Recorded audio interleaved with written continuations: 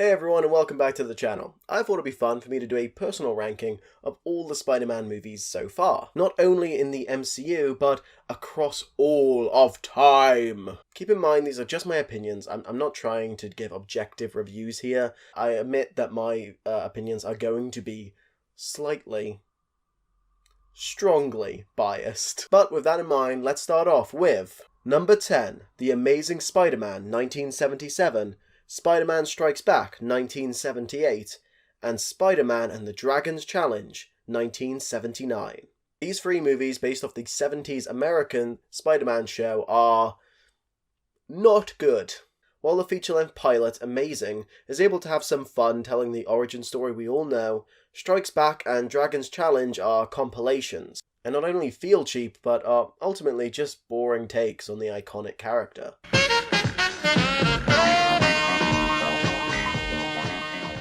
Number 9, Spider-Man 3, 2007. Sam Raimi's third and final take on the character leaves a lot to be desired.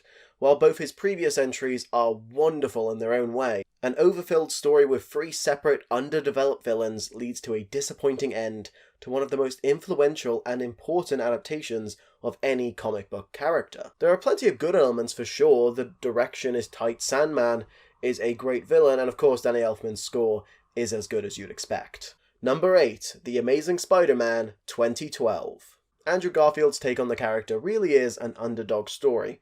Audiences love Tobey Maguire's version of Peter and Spidey, and so any new actor taking over the mantle was going to be a tough hill to climb. Luckily, Garfield absolutely kills it in the dual role. While he's often referred to as the cool Peter, he is actually a pretty perfect adaptation of the character.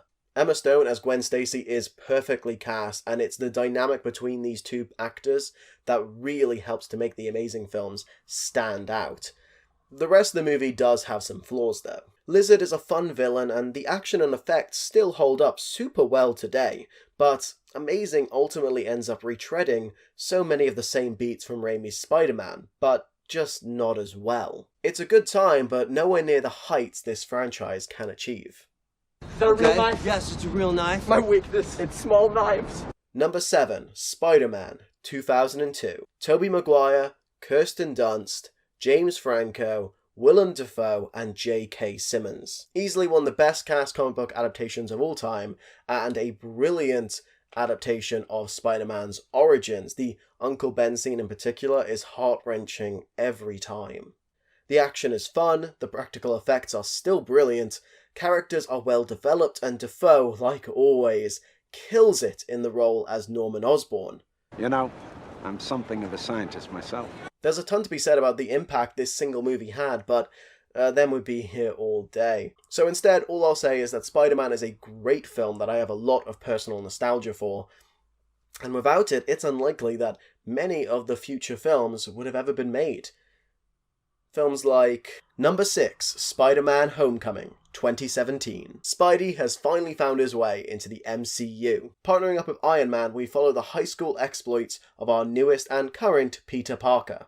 Unlike the first Amazing Spider-Man film, Homecoming manages to feel fresh and new. It's not trying to replicate the success of the Raimi films, and instead it forges its own path that's a lot of fun. Of course it's not perfect, too many connections to the MCU really hold it back from being a strong solo entity. And while Vulture is a well-developed villain, some of the side characters like the love interest Liz feel pretty cardboard in comparison. Number 5, The Amazing Spider-Man 2, 2014. Look, I know what you're thinking. How is Amazing 2 this high up on the list? I mean, most people consider it the worst Spider-Man movie of all time. But there's a simple answer for that. You're all wrong. The Amazing Spider-Man 2 is a really fun movie. Is it perfect? No, of course not. That's why it's at number 5. The entire Harry Osborn storyline could probably have been cut, or at least distributed over multiple movies, rather than rushed into one. But it has a couple well-developed villains, charming performances by Garfield and Stone, and a ton of great action. This is a good movie, and y'all are crazy. Number 4, Spider-Man Far From Home, 2019. Time to jump back into the MCU as we join Tom Holland's Peter Parker on a road trip across Europe. The characters here are all well developed, Jake Gyllenhaal does a fantastic job as the friend-turned-foe, Mysterio, and everyone else is on top form as well.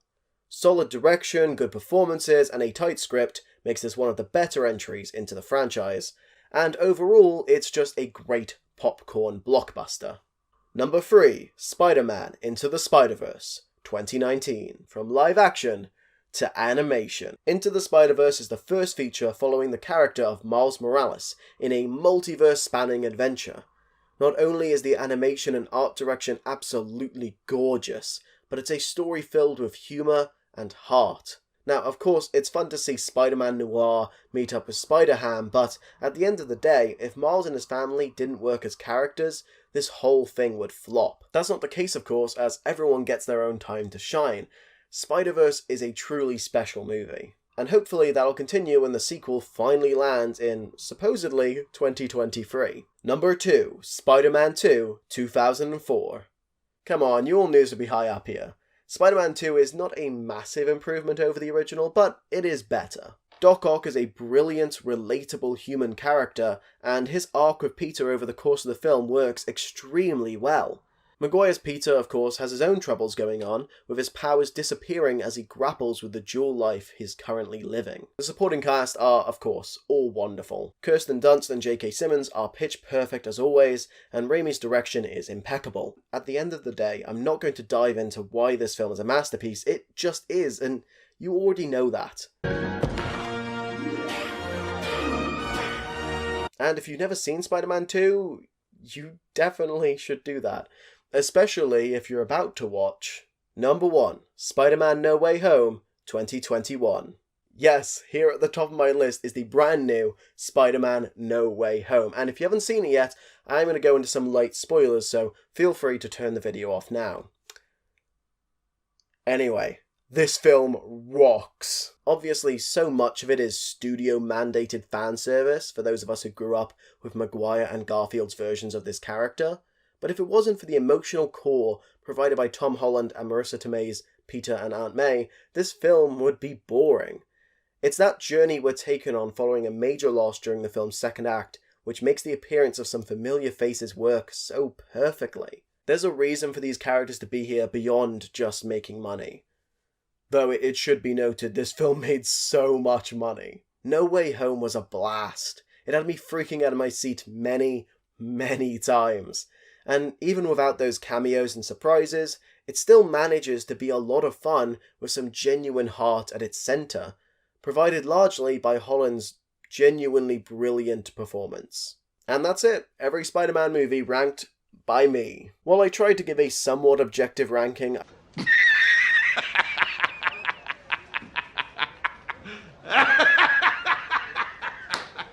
I do admit, a lot of this list was clouded by nostalgia and love. So if you disagree, make sure to let me know what your ranking is in the comments down below. Of course, if you enjoyed, I'd massively appreciate it if you could drop the video a like, and to make sure you don't miss out on the next video, you can hit the subscribe button as well to stay in the loop. But until next time guys, I hope you have a beautiful day and an even brighter tomorrow.